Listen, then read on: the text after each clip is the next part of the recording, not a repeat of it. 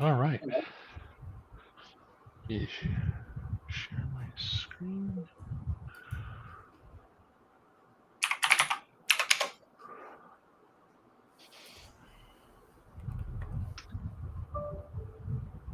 All right, let's go ahead and kick it off. Hey everybody, welcome back to uh, the DataDev Tableau user group. Uh, we have some exciting stuff for you today.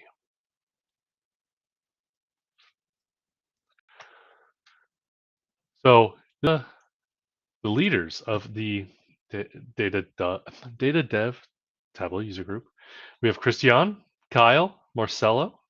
All of them are DataDev ambassadors and Tableau visionaries. Congratulations to all of you. My name is Jordan Woods. I am a DataDev ambassador and your host for today. And we also have with us Paula Munoz, another DataDev ambassador. So we'll start off with some announcements, and then we'll step into the most recent DataDev Quest challenge and talk about upcoming challenges and how you can join our community.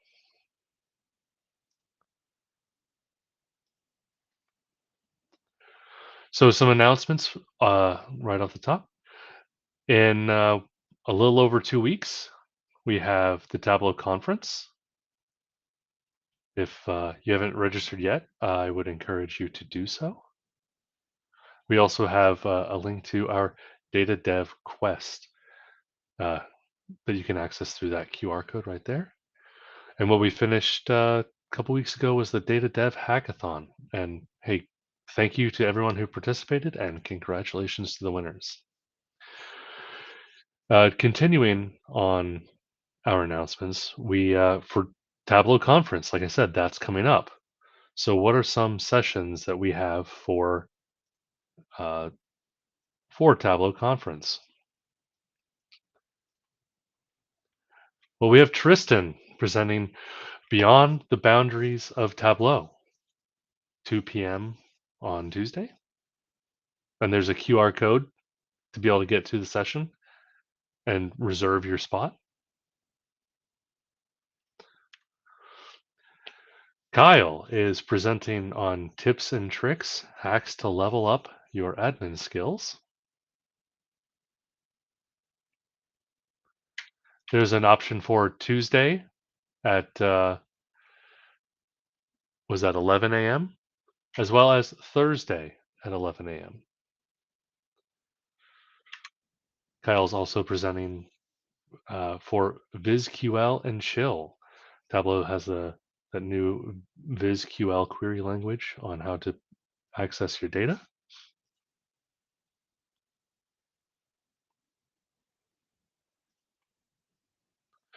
And there's also another VizQL and Chill session Thursday at noon.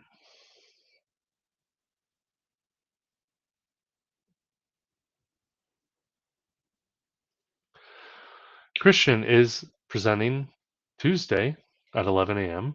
Breaking Boundaries, Exploring Community and Headless BI. Audio is bad. Oh, okay. I Yeah. can hear you well, Jordan. Okay. I Good. can hear you well. And remember that this session is also with Nick Dutra, that is also Ah, Tableau DataDev ambassador too. and and Christian also again with land and expand AI capabilities with Tableau LangChain.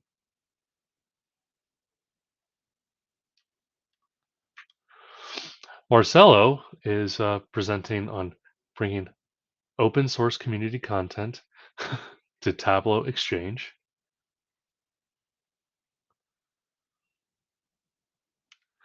And then Wednesday morning at 8 a.m., uh, I am running a Data Dev Quest workshop, running through some of these challenges so you guys can do like hands-on training with us in the room. And we also, oh, I didn't upload the right, but this is for a DataDev meetup. I will correct this before I send out the slides, but everybody can have the DataDev meetup. So as I mentioned before, congratulations to Anya, Tristan, Kyle, Marcelo, and Christian for being Tableau visionaries this year. And as, as Kyle said, yeah, the data devs are very busy this year. Hopefully we can dominate Tableau conference this year and um, keep that rolling next year. So now I will hand it over to Kyle to talk about the most recent challenges on how to update connection details for workbooks and data sources. Thank you, Jordan. Good afternoon, everybody. Thanks so much for joining us. I see we've got people in from Chicago, India, France. We got great representation here. So thanks everybody for joining.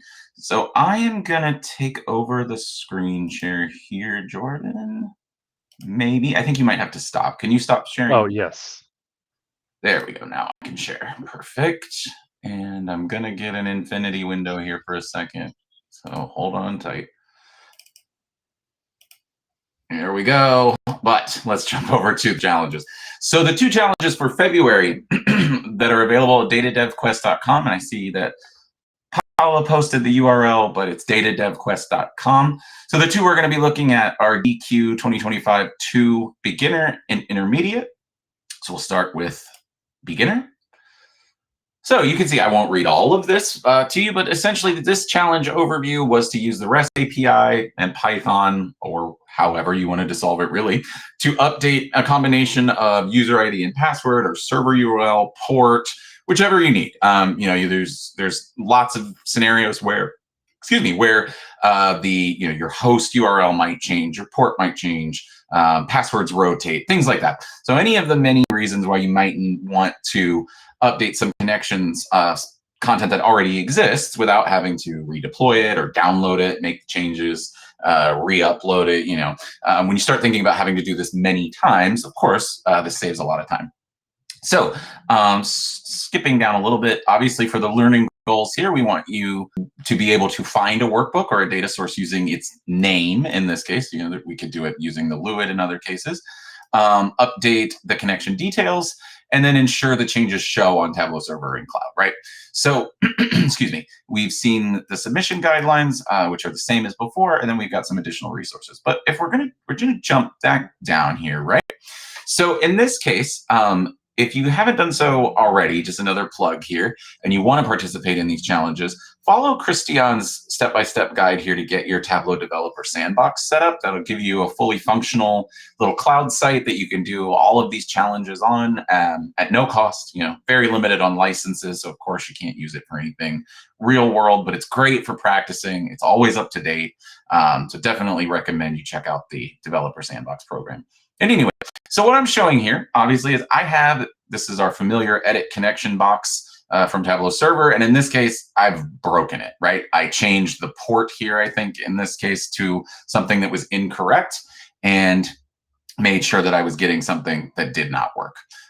So we're scrolling down here. In this case, I used personal access tokens. Some people might choose to use user ID and password if you can, or JWT, really doesn't matter. But there's lots of different ways to get authenticated here. We recommend using the Tableau Server client library for Python if it's available for you, or if you're using Python. It just makes things a little bit easier. And then if you need a refresher on getting authenticated, I've got a link to that as well. So the challenge here, like we said, is finding the workbook or data source. Once it's there, we'll use the relevant methods in TSC to update them. And then after the changes have made, what we would hope for would be a connection check screen that looks like this. So I'm going to scroll down here and we'll go right into the solution. So this is for just a single workbook or data source. And in the example solution that I have here, I'm just realizing right now is only the data source. I will update the solution here. The solution for workbook is very, very similar, but I'll make sure and add them both on here. So In this case, I'm just using a raw Python file. I'm not using like a Jupyter notebook or anything, but you could adapt this to your use case as well. So at the top, I just have a bunch of constants to make this sort of easy, quick read. So you'd want to fill in, if you're going to use this solution, fill in your server URL, the site name, your data source name, your path secret, et cetera, et cetera. And then the host port, and in this example, the host port, username, and password that you want to update, the new values essentially, right? So if you, starting here on line 15, this is where we're just defining a little method. It's called update data source connection. I have an argument called embed, which will default to true. In most cases, if you're updating a username and password like this or something like this, you won't most likely want it to be embedded so the users don't have to provide it every time. But optionally, you can set that to false, and then you can update the host and maybe the port and things like that and still have the users authenticate. So starting on line 16, this is sort of the standard way that you'll see over and over again, instantiating a server and auth object for TSC, for the Tableau Server Client Library. So I just provide my server URL, in this case, use server version. I just want it to use the latest version of the API available on the server that I'm authenticating with. If for some reason I wanted to specify a specific version, you can do that as well. Tab auth, in this case, I'm using a personal access token. So I provide my pat name, my pat secret, and then the site ID argument. It's very important that is the site name as it appears in your browser. So if you have a site name that has like spaces or special characters in it, that's not what you want here. Visit your site in a browser and you'll see the sort of URL safe name, and that's what you want here. Once I've got that, I enter a context manager with server.auth.signin. And this basically just takes care of everything inside of this context manager. When I enter it, it'll log me in, and when I exit it, it will log me out. So I don't have to worry about a manual login, log out. You can do it other ways, but this is the most common way that you'll see, especially if you're referring to the documentation. So after I sign in this case, I'm just doing a simple filter. There are some pitfalls to that we talked about in an earlier challenge. So if you're doing more advanced filtering, definitely check out the earlier ones to see some of those pitfalls. In this case, just to keep the example simple, I'm searching by name. I'm only expecting there to be one match. So I'm just going about it that way. So you can see here that server.datasources.filter will return to me a list in this case. And what I'm checking for is if there are no results, essentially, then raise a value error and say, I couldn't find the data source you were looking for. Otherwise, I will enter a for loop on line 25. So for DS in data sources, first thing I need to do in order to interact with the connections inside of here is populate the connections. And I can do that, as you see on line 26, server.datasources.populate connections. And I'm passing in the data source from my for loop that begins on 25. That will just, as the name implies, populate the connection data into the data source object that was returned by my filter, or objects in this case as it loops through. And then after I do that, I can then enter a second loop for each of the connections inside of this given data source. Again, this is a simplified example where I am assuming that the first connection for the most part is going to be what I want. You can add some additional logic, say if you're connecting to two different things in the same workbook or whichever. But for clarity's sake here, we can see I begin my loop through the connections on line 28. And I'm saying here, if I find a connection with the server address that matches up above, so in this case, I would not be changing the host, right? I'm looking to find something that matches a host that I've already known to me, and something else changed in this scenario: the port, the username, the password, et cetera, et cetera. In the other example that we'll get to, there's a little bit more, another method here. So once I find the connection that I want using the host, I'm just simply setting the next four values here. So the server port is what I did on line 11. The username, line 12, password, line 13, and then my embed argument, which in this case is just going to default to true.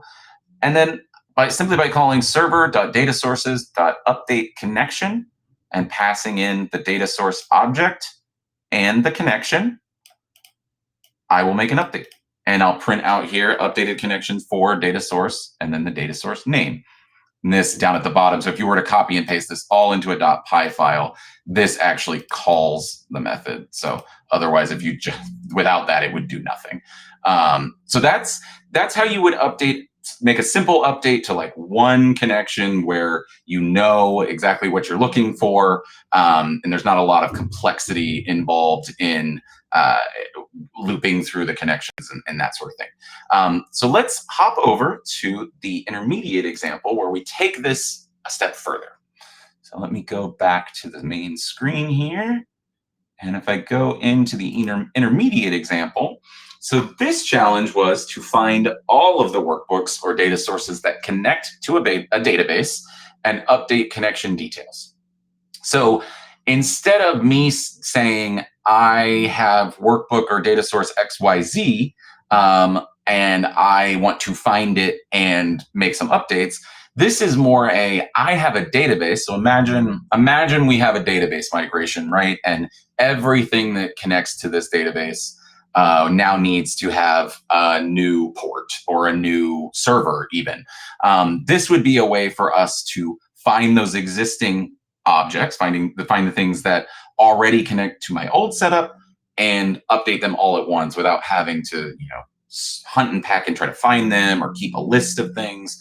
So this one's a lot more, I would say, proactive maybe, or this is a way to make something happen based on what you don't know. In this case, I guess we could say. So, and I kind of say give that same use case here. So we'll skip down to the bottom here. The getting started is more or less the same.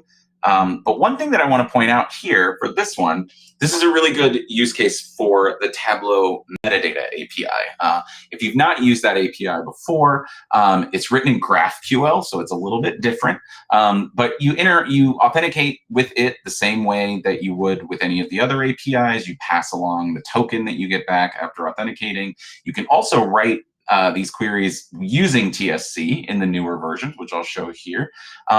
But the important part that I want to point out here, right, is in the hints section. So this was actually provided before the solution because a lot of people maybe don't have too much experience with the metadata API.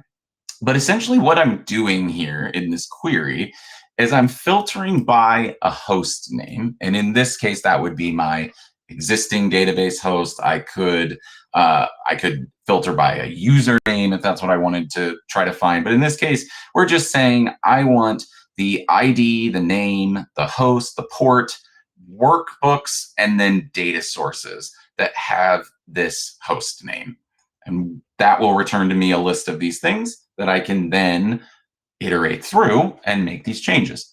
So if we keep going down here to the solution, again, this is not the way I would code something for production if I were going to do it, but for clarity's sake, I broke these up into a couple different files just to make it easier to sort of separate what's going on so that the file doesn't get too large. But if you're following my method exactly, what I did here is create a creds.py file that contains all of the things you see here. So I probably don't need to read all of them, but again, same caveats, make sure your site name is formatted correctly, et cetera, et cetera. I created another GraphQL query.py file just to keep this separated since it's not JSON. It looked weird in a Python file with other Python, so I just decided to isolate it there. And then I have find DB connections. So this is where we're going to make a call to get the connections using the metadata query that we showed before. So you can see here, I'm importing my query, I'm importing requests in Tableau Server or Tableau Server Client, and I'm importing my creds file. I have the server root here as a constant, just again, so to make for clarity's sake, and site name repeated. I don't think I need that. I'll clean this up a little bit. As I said, you authenticate with the REST API, I'm sorry, the metadata API the same way that you would with calling the REST API. So I have an example here of how to get that token from the REST API if you choose to do it that way. But you can also, if you see below, you can do very similar to what we saw before, starting on line 27. I can instantiate a server and tab auth object, and then enter my context manager again, like we saw before on line 31. And then I can do server.metadata.query. So this is a little bit easier. It's a lot more Pythonic.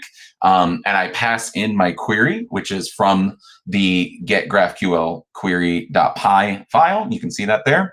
And then my variables are variables for the query itself. So what this is saying is replace the variable named dbHost inside of this query with the host name value. So this argument. And if you see in the query, the variables are right here. So in GraphQL, this $ followed by a variable name or followed by a name is the variable syntax. So that's where I'm injecting the actual host name into that query. And then I come back and I get a list of the connections. Now that I have those connections, right, I can skip forward to update connections.py. And we'll do very similar things as we've done before, right? So I'll sign in using server and tab auth. And now I've got my familiar context manager. In this case, what you would do, and when you look at the bottom here, this will make more sense. But we're passing a list of connections that need to be updated into this function. And then we also have our embed defaulting to true. So we do our sign in. And from here, we're just going to iterate through the connection updates that were provided as this argument, right? So for workbooks first, so for workbook in the update, the list in update called downstream workbooks, I'm just printing it to keep myself sane. In this case, I have the LUID, so I can get the workbook by LUID. That's always preferable if you have it. As we saw before, I'm going to populate the connections inside my item first, and then do my same check from before. If there's for each connection inside of this inside of this workbook, if the server address matches my original host, now I want to make all these updates. So my updated host, updated port, username, et cetera, et cetera. And then for each one, I just call server.workbooks update connection, pass in the workbook, pass in the connection, and I'm good to go. Repeat the loop for data sources. Now you could do some massaging of the list beforehand and have like an object type key so that you didn't have to write 4 or 5 loops here. But this is just a little bit easier to follow along with. So we're just going to repeat our loop, but this time for downstream data sources. And then we do essentially the same thing, right? We get the data source by its LUID. We populate its connections, and then we do the same loop through our connections to make our updates.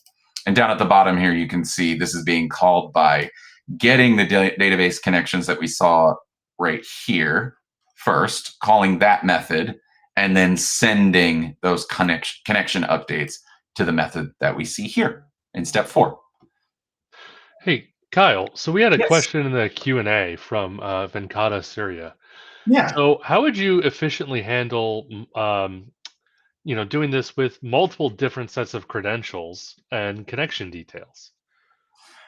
That is a good question, right? Oh, I'm gonna stop sharing for a minute because I want to be able to see while I talk this. But yes, that is a good question. You can obviously expand the logic out of what's been done here. The way that it's written, you could also call it multiple times, right? So if you wanted to target, you had, let's say, 2 databases that migrated or password changed or something, right? Depending on the criteria that you need to find whatever you're looking for, call these in the order they need to be called in, and then rinse and repeat. You could also, I can imagine you could write something a little bit more robust that would a query that would find like everything that you need at once to the metadata API. So if you had 2 or 3 host names that you wanted to target, do that. And then as you're iterating through your results, you could do an if or a switch case. That's not what Python calls it, and that's relatively new in Python. I can't remember. But basically expand out the logic a little bit more so that in your list you have potentially different actions that are triggered by a key somewhere in your results. I hope that makes sense. Yeah. Yeah, that makes a lot of sense to me. Cool. I'm just looking through any other. Let me see. Let me go into the queue. How can we officially handle? Oh, that was Venkata. All right, that one was answered. We can use the data source ID. Oh yeah, yeah. Just make sure that it's the LUID, not the ID that appears like in the URL. If you're looking in a browser, that ID is trickier. You can get to that from the metadata API, but it's a lot trickier to get there from the REST API. Yeah, and like Kyle mentioned, if you are using the metadata API, there is a field called ID, and that is different than the LUID, which is the LUID is what the REST API will use and care about. So make sure that you're LUID, not the ID or what shows up in the URL. Exactly. Cool. That brought me to the end of the solutions there. If there are any other questions, or if anybody wants to send more Q&A or drop it in the chat, I'll be keeping an eye on things. Thank you, Jordan, and thank you everybody for following along with me. And I think I'm going to pass it back to you, Jordan, and then we're going to talk about the new challenges. Yeah. So I want to apologize earlier for that last session in the slides. This is the correct time and QR code for the DataDev meetup if you're going to Tableau Conference. It's 9 a.m. on Thursday.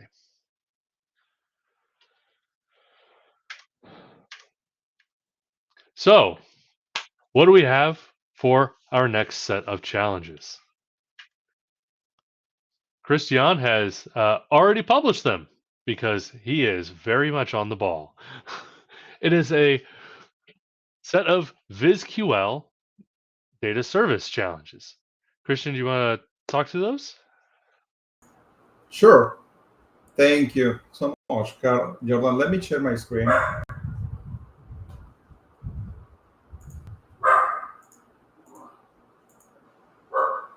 Can you see my screen?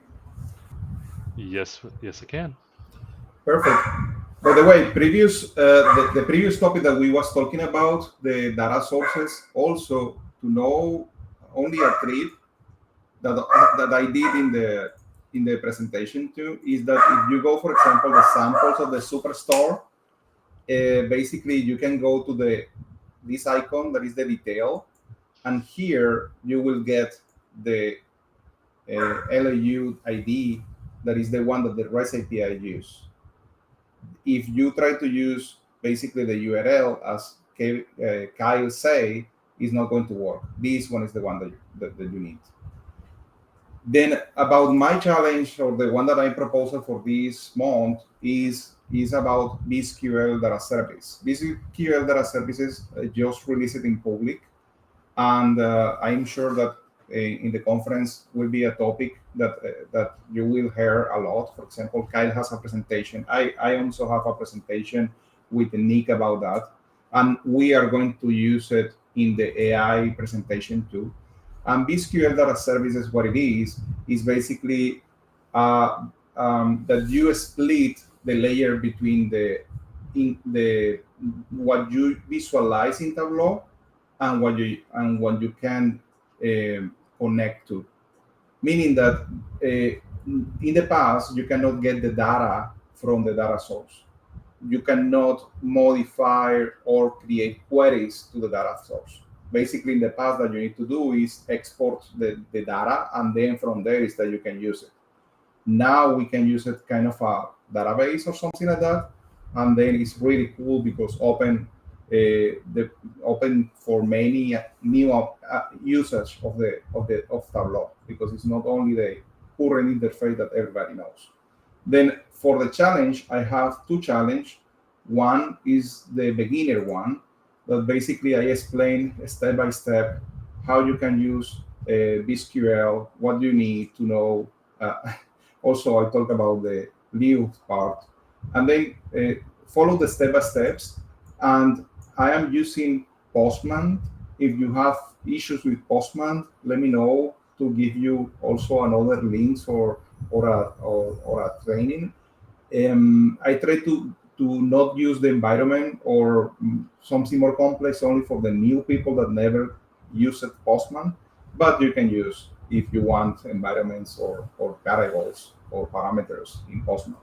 But then basically follow the instructions and then you will get a simple, I want this region and cells, and then give me the sum of that as you can do it in Tableau. Now, the challenge is how can apply a filter using this data. Then how you can reproduce what you do in Tableau using this SQL data service. And for the second one, the intermediate, is basically I give you the same step-by-step.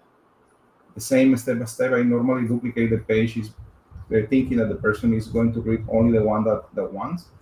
In this case, the challenge is more about how come to use the filters, but remember there that you need to use context, apply to the context, and here is only showing the top 10.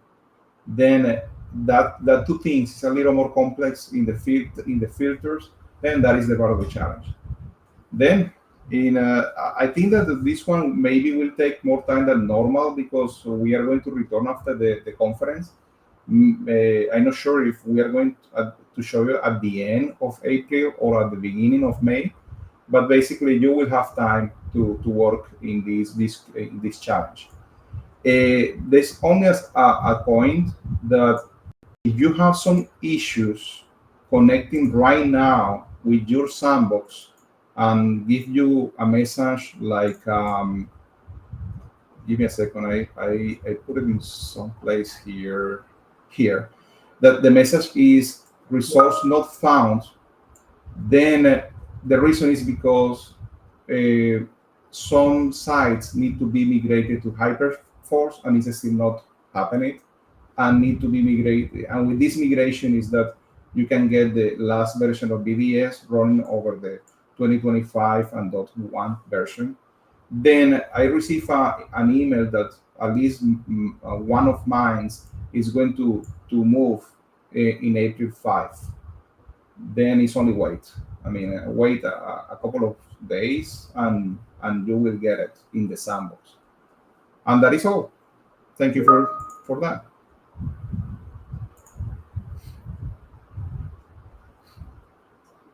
Jordan? Great. Thank you for tackling that, Christian. Let's see. I think we have another question. Tableau has introduced the VizQL Data Service API in version 2025.x. How does this differ from the existing solutions or approaches? So the existing solutions and approaches largely consist of you getting a CSV or an image or a PDF or even a PowerPoint out of a published view or a published dashboard, right? There is of course, the more roundabout solution where you could download the entire data source, open it up with like Hyper, the Tableau Hyper API, and then pull the data out of the database like that. But the VizQL data service is a bit in between, right? You can actually ask a published data source on the server, you can pass it filters and get back out exactly what you're asking for without having to worry about what the filters are in that view or having to download that entire Hyper file. Just to piggyback off of that, like one of the great use cases, right? Or how do I want to say this? One of the sort of hacky things that this eliminates, right, is in the past, if you wanted to use data from like a Tableau view in, say, like a SPA, like a single page application or something like that, what you could do would be to embed a view and then make it invisible, or make it like 1 pixel by 1 pixel, so that you could still call the like get data and methods from the embedding API. But then that was tied to the view that you were looking at. You couldn't, you couldn't deaggregate or aggregate further. You couldn't filter at the data source level. You'd have to do it on the client side. So obviously that's a lot of wasted resources. Number one, it's kind of clunky. It's not super customizable. If somebody says, oh, I want, or you need a new data point, you actually would have to go back and change the view or dashboard that you're embedding. This is a true headless BI experience. You are writing a query to a data source, and it is giving you back exactly what you asked for without any of that additional overhead. That being said, VDS is lightning fast. Like in terms of querying the same amount of data any of the other ways, it is much, much faster. It's been optimized. It's the same VizQL querying that happens inside of Tableau Desktop and on Tableau Server and Cloud. That's what it's utilizing. It's just ripping out everything except for the data. And if I might, since we have plenty of time here, Christian plugged this in the challenge, but one thing that I put together to sort of selfishly solve a problem that I was having, but also just thought that this would be a fun way to get folks using VDS, is a little VDS query builder. So this is available at kylemassey.com/VDS-utility. I'll bring it up here. You get a little splash page. Let me zoom in a little bit. You get a little splash page basically saying all the things that I just said. And if I go in here, this will just walk me through the flow of writing a VDS query. So let me grab my pod URL here really quick. So I sign in to a server pod in this case. I'm going to sign into a site. Again, same caveats about site name. Going to fill in my Pat and Pat secret there. I hit next. Basically what it's doing here is querying all the data sources on the site that I just authenticated with. So now I can see those. Let's just do our familiar Superstore, right? And to clarify, because people can confuse, this part of selection, which one are the data sources available, is REST API, is not VizQL. Because that happens is that VizQL works with other APIs, like a metadata API and REST API, but it's a little confusing for the people that doesn't know it. That's a great point.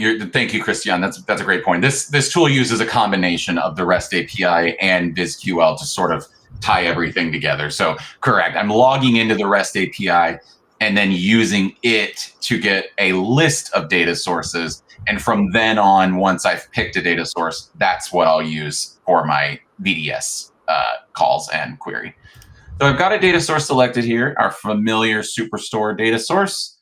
Can move on to the next step here, where I can select fields, right? So I've got a reminder here. I can open the data, go directly to the data source by clicking on the link.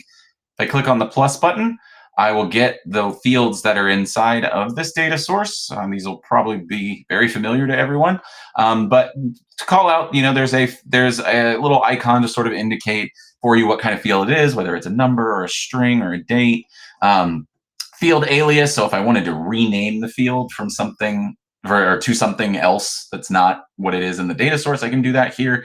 And then also for measures and things like that, I can do my functions here. So let's just do a really simple query and do like sum of sales by customer. So I'll pick a customer name and I'll come down here to sales and change this to a sum. If I didn't aggregate this, so if we think about how the data works in Tableau, if I didn't choose a function here, I would get one line for every customer sale, right? But what I'm telling it here is essentially SQL group by sum of sales, or group by customer sum the sales is how I should say that. So I'm satisfied with these two. And if I click OK, I get a little visual here. I've got two fields. This one is has a function applied to it. I can go on to the next screen, and this is add custom fields. So if I want to do some calculations that don't exist natively in the data source or things like that, this is where I do that. So let's try one out here. Now I can pick any of the fields that exist and write a function, write a calculation off of them. I can pick a custom function, which is in here what I would write the same things that I would write in Tableau Desktop, same syntax, things like that.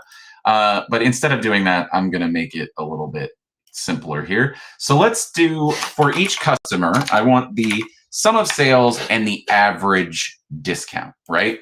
Now, I could have done this on the other screen, obviously, but I'm just showing what we can do here. So I can also see a little preview of the calculation that's going to create for me. And if I add this custom field, again, I get a chance to renew or review, remove if I want. Lastly is filters. I can use this to add any filters that I want here. Can you skip it to allow the people begin to use the challenge and then don't use the filter yet? Yeah, you're right. Good point. So this would be where I would do filters, since that's the challenge. I won't spoil. No cheating, please. No cheating. So and custom fields and filters are optional, right? So if you really want all the data, or you just don't need anything bespoke, you're perfectly good. And so from here, I can, and I'm only going to show this for a split second, so no cheating, but I can see the JSON query that would actually be written for me, and I could preview the results just to sort of make sure, like, yes, this is what I want. So I can see here now I've got my customers, I've got their sum of sales, and I've got their average discount. So obviously, for learning purposes, you should follow the documentation and try writing your own queries just to get familiar with how they look. But if you are to a point where you're using VDS a lot, which I am for my TC presentations, I've used my own tool quite a bit. And if you use it, let me know what you think. If you have feedback, things don't work, whichever. I've gotten a lot of great feedback from other community members as well, and I want to keep making it better if it's something people are interested in. So thank you for allowing that shameless plug. Remember that the link of this tool is in the challenge. In the first part of that is a lot of links, and you can find it there. It's an amazing tool. I already tested, and really, it's amazing. Thank you for your help, Kyle. Thank you. And Vivian, that is absolutely one of the main use cases that I've been using it for. Is site content is great for, I'm not going to spoil anything, but the site content data source and admin insights is like the main thing powering my and Will Perkins BizQL and Chill session. So if you want to see how you can use VDS to just go bonkers, and you're going to be at TC, that we really are taking it to new heights. I'm really excited for everyone to see it. So, and thank you, Venkata. I appreciate that.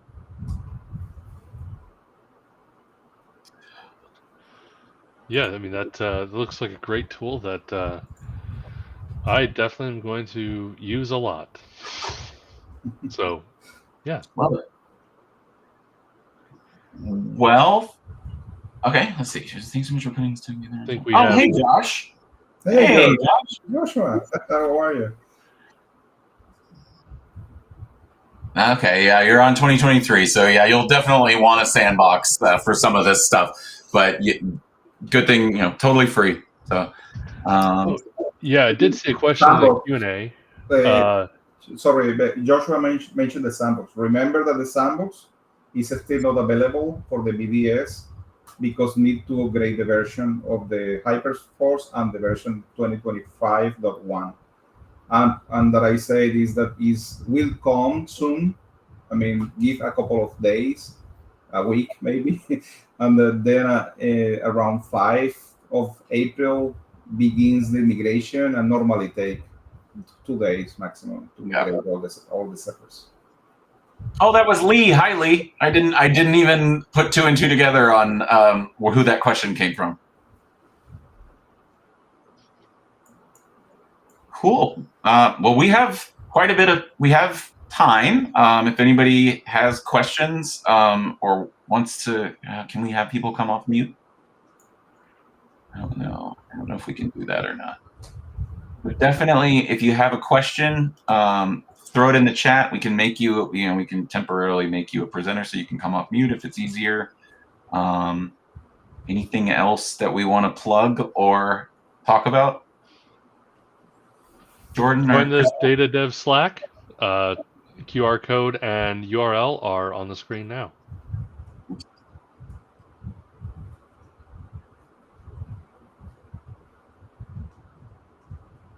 Awesome.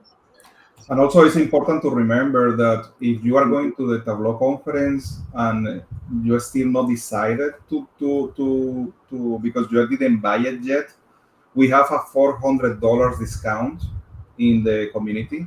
Then you can go to our linkings because we already post that, and then got the code, and you will get a lot of money return. Then we hope to see you there in Tableau conference. It's a really great experience. The vibe there is amazing. We are going to be. You can connect with us basically in the meetup.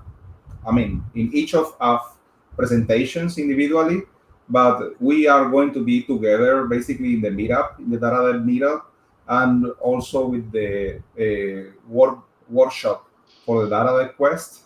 You can get a lot of us there too.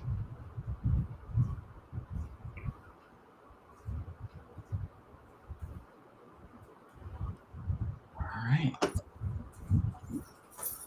Just looking for. I'm just keeping my eye on the chat and Q&A, just to see if anybody has anything else. Kind of a short session today, but we kind of figured some of these would take longer than others, so it's perfectly fine. Will there be any customization or flexibility available using the SDK for migrations? Oh goodness. Venkata, do you care? Can I make you a presenter real quick so that you can come off mute and elaborate? Just give me like a thumbs up or thumbs down in the chat if that's okay.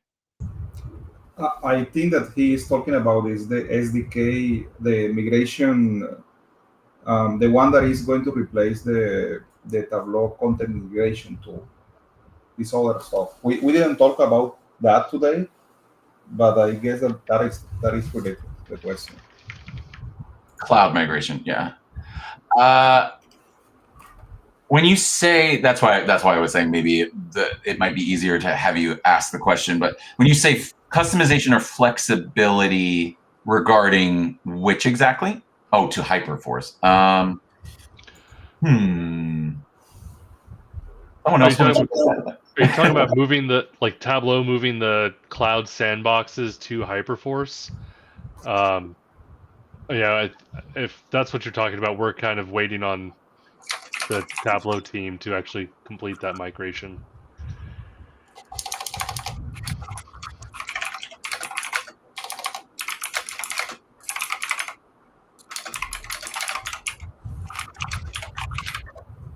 Okay. All right. We can hang out here for a few more minutes. If anybody has any other questions or comments for the chat or Q&A?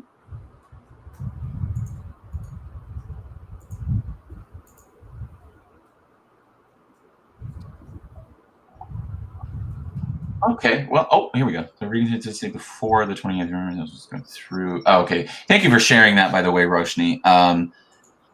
They shared the $800 discount for March. That was, it says before 28, but I thought I heard that it was valid through today as well. But yeah, let us know if that code is not good anymore, so we can stop sharing it.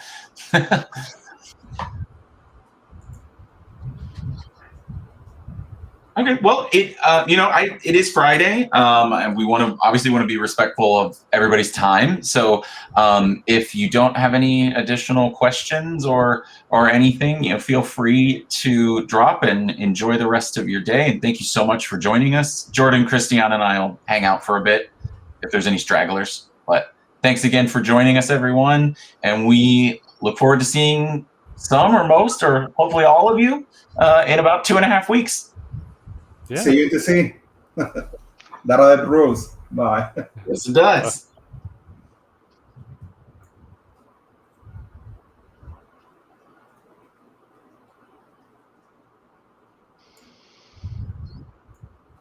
We're down to 9, 7.